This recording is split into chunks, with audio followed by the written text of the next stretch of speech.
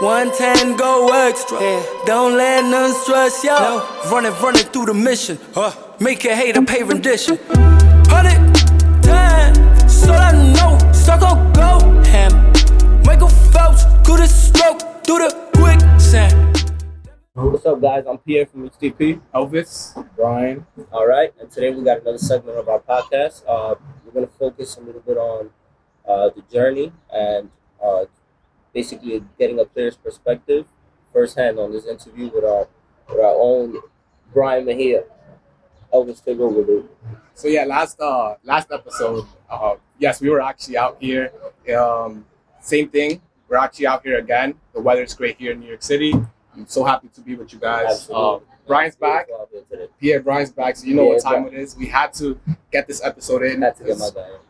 We just had to get this episode in. Bryan's actually one of those people who, from the very beginning, supported us. And when we think about creating that safe space with people who are motivated just like you, Bryan is one of those people who, from day one, was there with us. So thank you, Bryan, for being here. Last episode, we spoke about Pierre's and my journey. Pierre and my journey. Today is more of Bryan's perspective. How was his journey, his transition from high school to college? So we have a series of questions. We're going to keep it fun. We out here. We're about to have a barbecue in a few. So absolutely, that's exciting. But Pierre, kick it off. Absolutely. So yeah, Bryan. Obviously, Bryan's a friend of ours, so you know it's a little different in this atmosphere. What made you dedicate yourself? What was it like growing up in Washington Heights and seeing that like the things that were going on? Growing up in Washington Heights, it was like a little bit difficult because my friends, they wasn't involved at the same thing I was doing. I was into baseball, sports. My friends, they was more into the streets and gangs, you know, and stuff like that. So it was a little difficult growing up in Washington Heights. I can imagine, bro. I mean, you get exposed to all kind of things. You got gangs, and you got this, and then you just get steered away from the wrong crew, like we was talking about in the last episode. That if you get steered into the wrong crew, wrong people, things can happen. Like, what you think motivated you to want to actually better yourself and exclude yourself from that group? What motivated me was just living with my parents, just seeing like none of them, my parents didn't have their college degree, none of them, and I see how we live. So I said to myself, I don't want to grow up and be like this, second generation, be like that. So I want to have a better life for me and my kids in the future, So that's what motivated me. So, I got to do this for my family. My mom always put that in my head. She was like, yo, you got to go to college, get your degree, whatever degree, you're not going to be nothing. So it started with your family. Your family basically gave you those morals and that motivation. Like, listen, and my coaches always speaking to me, telling me, that college is always a second opportunity too. That when you're young, high school is always that mindset like, oh, I want to get drafted. Everybody wants to get drafted, right? Yo, when you're in high school, everybody thinks they got the A1 talent. They're gonna go number one overall. You grow up, it's reality, And us growing up, we never had that figure telling us what to do. We was always on our own. Elvis, Pierre, Felix, and all the other guys. We always went on our own to the field and practice, and told each other. That definitely. I think that's what got us differently from a lot of people. That we actually kept each other in check with that. Absolutely. You know what I mean? So Bryan, Bryan had all the accolades. Made All-American out of high school. Committed to Central Florida out of high school. Went to the Central Florida College, which is a powerhouse JUCO in Florida. Bryan, in order for you to obtain that opportunity, you had to had a great time management. Your balancing school with baseball was off the charts. So speak about from your perspective, how did you balance school with baseball? Balancing school with baseball, it was a little difficult. Because going to class from 8 in the morning to 3 p.m., then from class going to practice from 3 to 6, and then study hall from 6:30 to 9, it was a little difficult. Managing the time, you get home tired. So all my work and everything I had to do, I did it in study hall. Baseball, I took care of business wherever I had to take care of business. You know, it's all about taking care of business, man. You're a grown man when you're in college. You could be 17, 18. Once you hit college, you're a grown man. You got to take care of your responsibilities. You got to eat. You got to sleep. You got to wake up. You got to keep your clothes. Ain't nobody going to do that for you. You know? So, It felt college, not for nothing, at least for me, from my perspective, and I know from hearing a little bit from what you're going through, what you was talking about.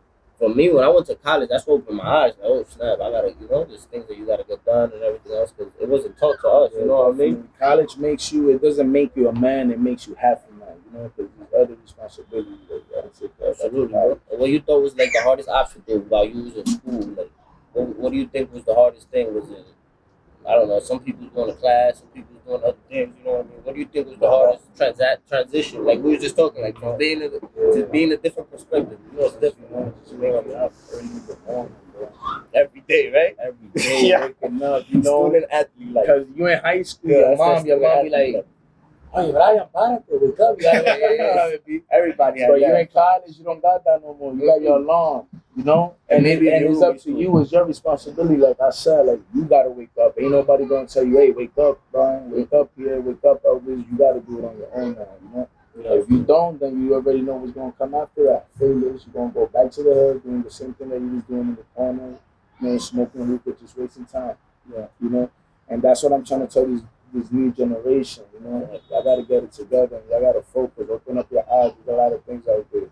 This chilling in the corner, hookah, doing all that ain't gonna leave you alone, but just wasting time. You gotta get to this bag, this money, you know, possible. And even with all those obstacles, like you were still able to go through school and do everything you had to do. Yeah. I had a lot of negative people around me, but I always blocked that side. Yeah. Just like a lot of people can relate to. I mean, trust. A lot of things can happen. Right. So you mentioned getting taking care of business and all that good stuff. So obviously you've graduated college. You're in your professional career. And that's the beauty about people like Brian who really put their priorities. And they're able to elevate their game. Off the field as well and create opportunities for themselves. So that's something I've always admired from you, Brian. You blocked out the distractions and all that negativity, like you just said. You've always blocked that out, and that's why you are where you are. So we want to give you a shout out for that. But if there was one thing I know for myself, and I'm sure Pierre can kind of back me on this, there was always that one or two things that if I were to go back, I would want to change. Or if there was one thing, I'm a big believer that everything happens for a reason. But there's a lot of things that we could have controlled back in the day that if I were to go back, I would definitely, make an adjustment in that area, whatever that area might have been. So the question for me to you, just dig deep.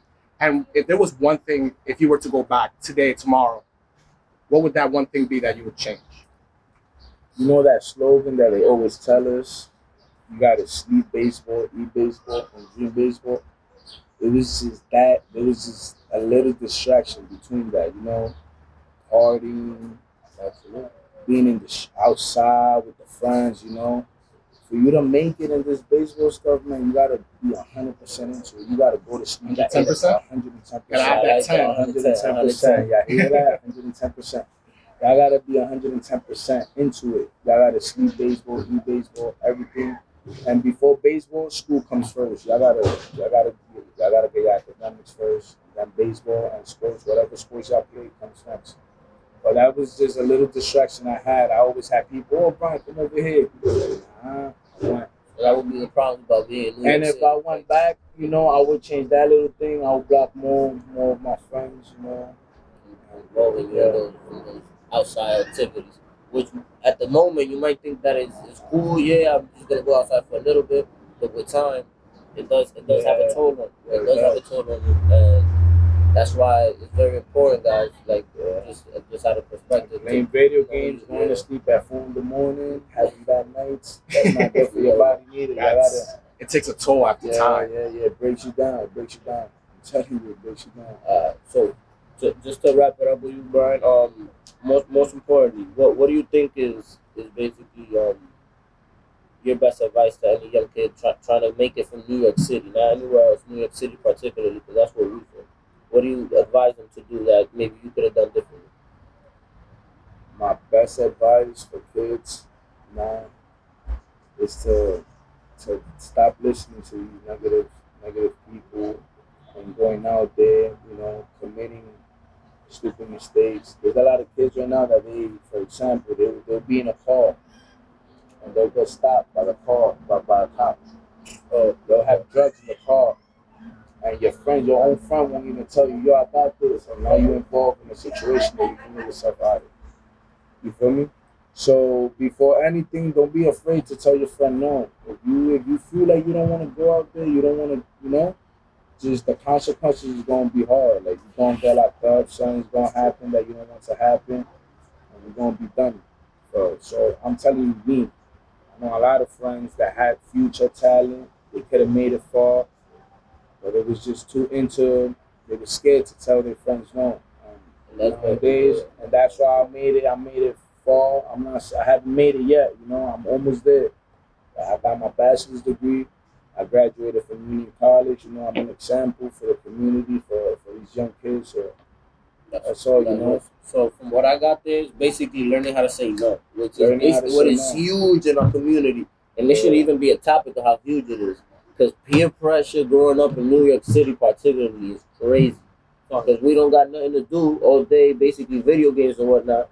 And then your environment, and then saying no to somebody might negatively impact the way they look at you, and then you live there, and then all that shit compounds with time. So a lot of people I know could relate to that topic, learning how to say no. You feel me? Absolutely. So, and Elvis, any last words for anybody out there? I mean, Brian went from Central Florida, which we spoke about that earlier, to Union College in Kentucky. What was the biggest differences coming from New York City? We all know how it is to play in New York City here, Brian. So what's the difference between New York City baseball and going to Central Florida, playing the Florida League Division, and then going to Kentucky? What were some differences? Exactly. Those playing styles. There's a lot of difference. Like, you gotta adjust to a lot of things. Like Florida, it's summer all around. So that out there's gonna be a lot of talent. Like when I went out there was 100 of me. So I was competing with myself and with other people that were better than me, like I said, because they practiced harder than me. When I was out there trying to party, they was out there working. So that was just the difference. Like the guys out there, they work hard, they ain't playing games, and they gonna get it. And in Kentucky, the same thing, hard work, people work hard, a lot of humble people out there, nice people. Give a shout out to Union College, to Kentucky. They really, they made me who I am right now. And shout out to Coach Thompson. And you already know. Yeah, to talk a little bit about that experience too in uni. We were talking about that earlier a little bit off the air. How important it was that Elvis and we was talking about that. We said how important it is to seek help while you're in school and while you're in any situation. Brian and I were speaking. I'll let you talk a little bit about it. How you actually seek help, and that was what able to, and people actually help you when you seek help. It's a negative stigma with that. You know what I mean? Yeah, like for example, like my first year at Central Florida, I was shy. I was afraid to ask for help. And if I show you my transcript, like I got D's. I started off with D's and C's, horrible grades. I ended up going to Union College with a 1.9. And if I show you my transcript now, like I graduated with a 3.5. You feel me? And why? Because I started asking for help. I wasn't afraid to ask people for help. And people was, they was glad. They was happy to help me out. I'm a figure to other people. People look up to me. I never knew that. They was just happy to help me out. And, I learned a lot from other people. So don't be afraid to ask for help. Because that's how I made it through college. So, I wasn't one of the smartest guys growing up. I always needed help growing up. Math, I was horrible. I was born in Dominican Republic. I'm an international student. Came here without knowing English, without knowing one word of English. So as you see, the progress, the change. You just gotta work hard, man, and chase.